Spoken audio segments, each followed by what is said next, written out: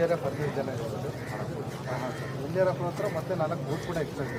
Apart from district administration 35 ಬಿಟ್ಟು 35 boat ಸಾಕಾಗುತ್ತೆ sir. Plus NDRF 4 boat ಇದೆ ಸರ್.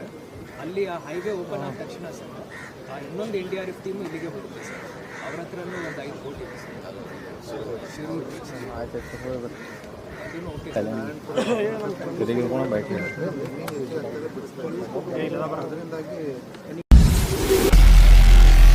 ನಾರ್ತ್ ಫಸ್ಟ್ ಉತ್ತರ ಕರ್ನಾಟಕದ ಆವಾಜ್.